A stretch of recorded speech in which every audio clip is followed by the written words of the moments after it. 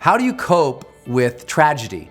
How do you recover from difficult things when just life knocks you down or some tragic event sort of interrupts your life? I mean, how do we deal with natural disasters down to very human realities? It's difficult, and people really struggle with how to carry on in times of hardship. And I don't know if I have advice that could help you today with that or not. Honestly, it's so hard. I've been in so many struggles in my life, from losing my father to losing some great friends to having to deal with natural disasters of hurricanes and tornadoes wiping houses and friends and homes out. So I've seen a lot and been through a lot and helped a lot of people recover with things. And maybe I can share a couple ideas. The first one, after a tragedy, the simplest thing that we can do is not go hide or cover up or fall into silence. It's what we often want to do, right? Something bad happens, so we don't want to talk to anybody. And we just want to go, in our bedroom and lie down and not talk to anybody. Or we want to become silent when people want to discuss things that are related to the tragedy. And because we don't want to deal with it. It's already painful enough. Talking about it feels like it's so painful. And we also feel like other people can't understand us, right? Well, they don't understand me because they've never been through this. Well, the reality is people have been through it. Matter of fact, there's probably nothing that you are going through in your life right now that is all that unique. And that really hurts when people hear me say that, and often people, hate on me for saying something like that. But it's true. 7 billion people on the planet right now, hundreds of years of recorded human history through almost every possible turmoil, every possible tragedy. I mean, people have gone through it before. If you're in a place right now, you're like, well, no one can understand me because I've got cancer. You're not anywhere near close to being the first person to have cancer, nor your type of cancer. And I know that sounds really awful for a guy, maybe you may or may not know to tell you that, but isn't it true? We don't go through things alone in humanity anymore. And we have to realize the science proves over and over and over again, one of the greatest ways to cope, to feel better, and certainly to recover from and move on in healthy ways is to get social support, to ask friends and family for support, to talk through other people who are recovering from something. I mean, what they do in natural disasters, maybe a lot of people don't know about this, but when there's a major natural disaster, after it's all said and gone, what usually happens is teams of people come in, often volunteering psychologists, psychiatrists, doctors who come in. And one of the easiest things they can do to get people reconnected as a community, but also to heal, is to put them in circles and talk about what they experienced. Talk about how they're going to overcome. Talk about what they felt, what they see, what they saw, to gain greater perspective, and just to know that they're not alone. The most important thing to realize when you're coping with tragedy is know you're not alone. Even if it feels like it. Even if it feels like nobody in the world can understand, somebody can. And you're never gonna find that person who can understand until you start talking about your experience, so friends can say, oh my gosh, I got my friend over here who also dealt with cancer. You guys want to talk so you can learn something from them, so you can be helped? Or you discover somebody online who also went through that experience, who's willing to share. Or my gosh, go to your library and read about people who've gone through what you're going through. You are not alone. And believing you are alone is the only thing that will prolong the pain and the suffering, for sure. Don't believe that you are alone. There are people out there. It's critical. I think the second thing we can do is to define our meaning of what happened, right? When a tragedy happens or something negative, define the meaning for yourself. Don't let the media say what it is. Don't let your friends or your spouses say, because they've all got their own unique perspectives. But we have to go inside and say, what does this mean to me? And apply some type of optimistic meaning to it, even if it's horrible. And I know that sounds way hard to say depending on what you're dealing with. When I lost my father in 2009, to acute myeloid leukemia. If someone said, well, Brendan, you have to define some kind of positive meaning from this, I would have given them the middle finger, right?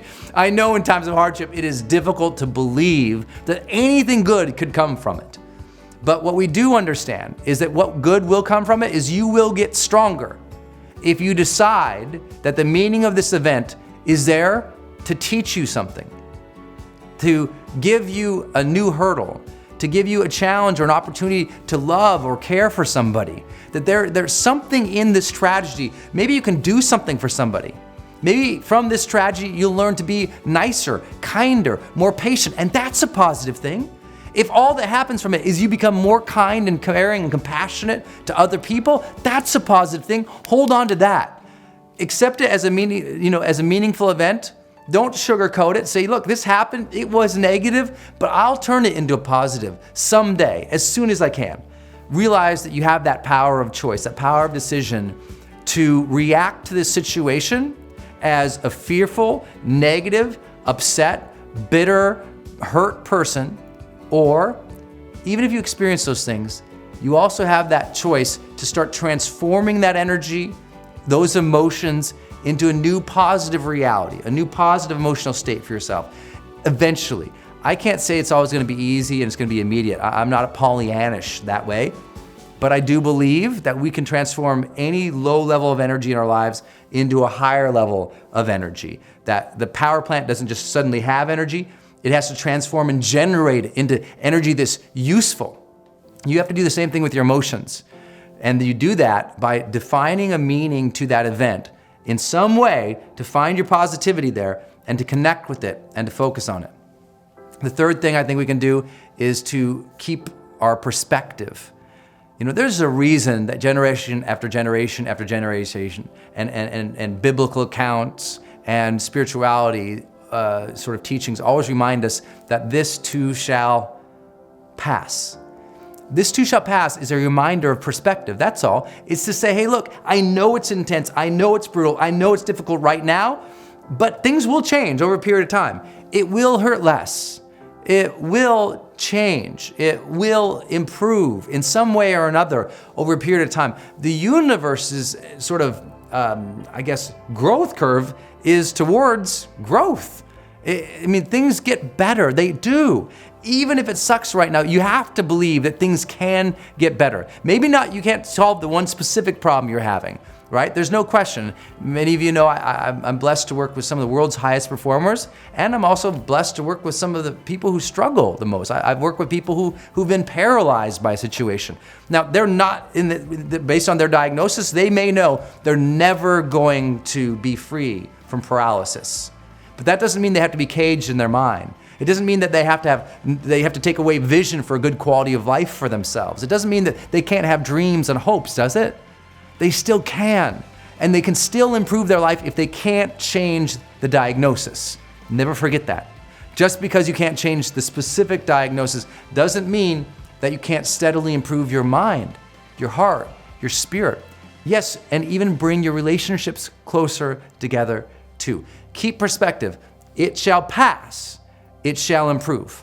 And don't forget that in those times of tragedy where you feel so small, weak, or minimized, don't forget to keep perspective of yourself too.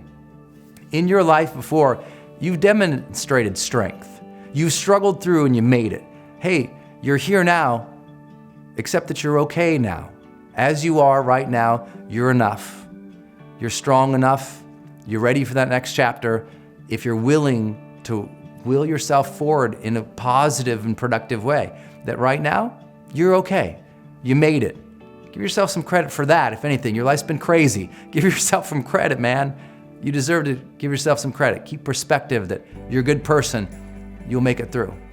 I think the last thing we have to always keep in our mind as we're going through tragedy is to keep a vision of the future that draws enthusiasm from us, that draws excitement, that draws engagement. And as we have some kind of vision of the future, even if it's so hard to force ourselves to see something we can move towards, and every single day, no matter what, move towards it. I tell a lot of people who I deal with who've been through traumatic situations in their life, and they're just trying to get going again. Maybe they're coming out of depression or something. I say, you know what? Just set 3 small goals every day and work to knock them off, make them happen, achieve them. Just 3 things a day. Even if you're so struggling right now and things are so bad, if just one of those goals is to take a shower, take a shower. please take a shower. No, it's like, come on, set 3 small goals each day and move towards them. Doesn't matter if that means go get the groceries for the day, mop up the floor today, make the bed today, call someone you love today, make a move towards your dream today, read a book today, do something that moves you forward in these moments of hardship, and it will help you keep your perspective. It will help you keep progress and momentum in your life. It will keep your mind alert and engaged. It will keep your soul marching forward, and you will start to feel that sense, that pull, that energy that is still there. That truth, that life is still in you if you are watching this, if you are still here. It is still there. It's your time to once more charge forward. It's your time to charge your own life.